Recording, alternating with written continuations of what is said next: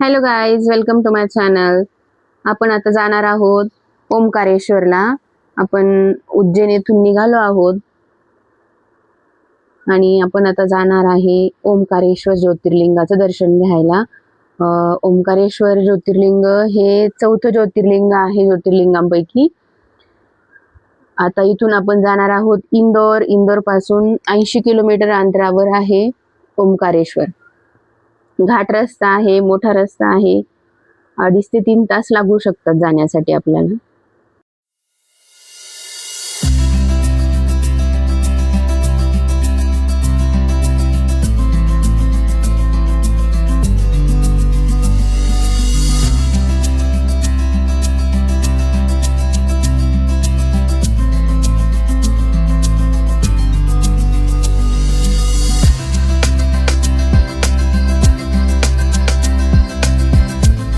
आपण पोहोचत आलो आहोत ओमकारेश्वर येथे. इकडे आपल्याला बराच उशीर लागला. आपण दुपारी निघालो होतो, संध्याकाळ झाली पोहोचता. आम्ही थोडे इंदोरमध्ये थांबलो होतो. इंदोरमध्ये थोडीशी शॉपिंग केली आणि मग तिथून निघालो. मग आता आलो आहोत ओमकारेश्वरला. या सगळ्या लाइटिंगच्या पलीकडे एक दुसरी चंद्रमा दिसत आहे. लाईटी सारखं दिसत आहे, ते चंद्रमा आहे तो. ओमकारेश्वर येथे पोहोचल्यावरती खूप छान वाटत होतं. ही जवळ आल्यावरतीच समजतं. आपण जेव्हा एखाद्या ठिकाणी जातो तेव्हा जवळ आल्यावरच समजतं की आपण त्या ठिकाणी येऊन पोहोचलेलो आहोत, जेथे आपल्याला पोहोचायचं होतं. फार आतुरतेने वाट पाहत होतो. हा आहे ओमकारेश्वर डॅम. हे आम्ही एंट्री केली तिथे. असे छान सुंदर नर्मदेश्वर ज्योतिर्लिंग दिसत होते. नर्मदा नदीतले ही आहे नर्मदा मैया.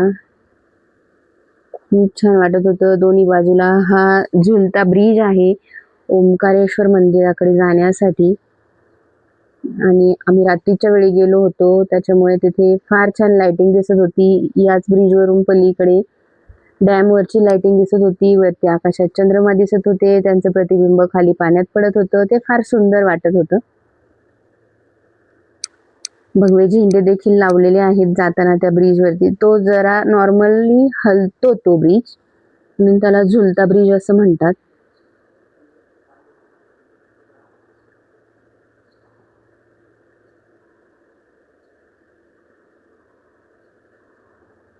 आता इकडून त्या बाजूने डॅम आहे आणि इकडून आहे ओमकारेश्वर ज्योतिर्लिंगाचं मंदिर.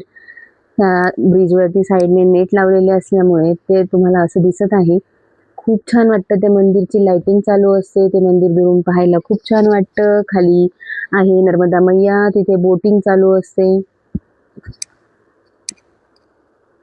आता रात्र असल्यामुळे ती बोटिंग बंद आहे, पण सकाळची तिथे सुरू असते बोटिंग. छान वाटते ती बोटिंग, पण बघायला छान वाटते. मला बसायला नाही आवडत, बघायला आवडते.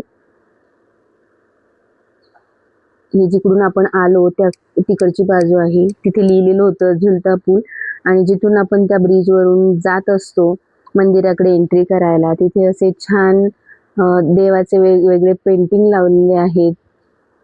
त्याच्यात रोषणाई केलेली आहे. ते खूप छान वाटतं खरं तर बघायला. आता ते मोबाईलमध्ये का एवढं व्यवस्थित दिसत नाही लाइटिंगमुळे. समोरासमोर पाहायला ते खूप छान वाटतं. इथे नंदी महाराज आहे, पाठीमागे ओम श्रीराम असं लिहिलेलं होतं. महादेवांची मूर्ती आहे. इथे पिंड आहे, पुढे नंदी महाराज आहे, त्रिशूल आहे. भगवान महादेवांचेच वेगवेगळे अवतार, गणपती बाप्पा असे या प्रकारे जाताना तिथे खूप छान अशा स्क्रीन तयार केलेल्या आहेत लाइटिंग नुसार. हा ब्रिज बराच मोठा आहे. ब्रिज ओलांडल्याच्या नंतर पण आपल्याला असंच कडेकडेने ब्रिजवरूनच जावं लागतं मंदिरामध्ये.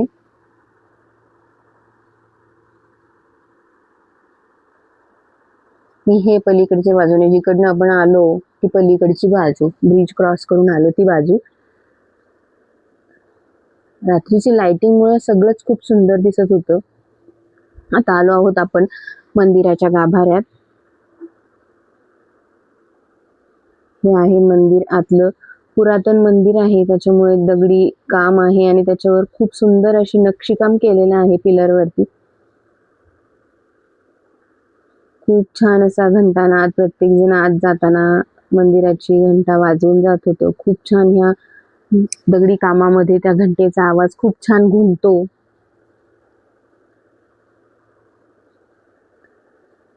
हे गर्भगृहामध्ये जिथे दर्शन घेतलं जातं, तिथे मी काही थोडासा व्हिडिओ काढण्याचा प्रयत्न केला आहे.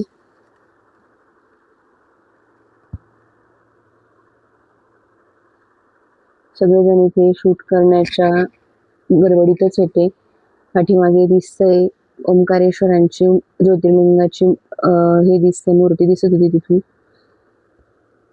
हे आम्ही बाहेर आल्यानंतरचं जे आहे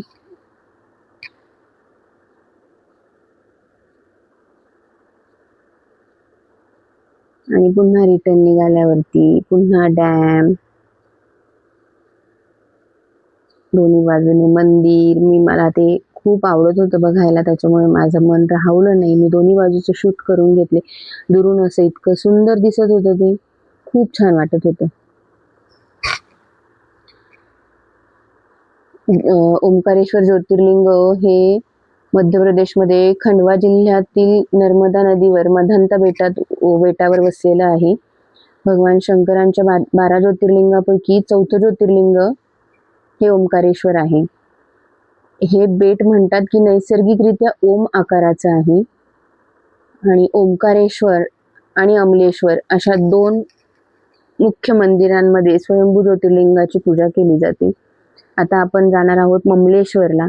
हे आहे ममलेश्वराचं खूप सुंदर असं मंदिर. काही दगड त्याचे लाल आहेत, काही काळे आहेत आणि ते पाहायला खूप छान वाटत होतं तिथे. रात्रीच्या वेळी मंदिरांचा आवार खूपच सुंदर वाटत होता.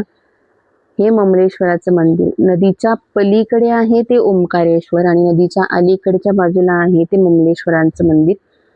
खूप छान मंदिर आहे, पण इथे आरतीच्या आधीची पूजेची तयारी चालू होती, त्याच्यामुळे इथे काही आम्हाला आत जाऊन दर्शन घेता आलं नाही, म्हणून मी बाहेरूनच सगळं काही रेकॉर्ड केलं होतं.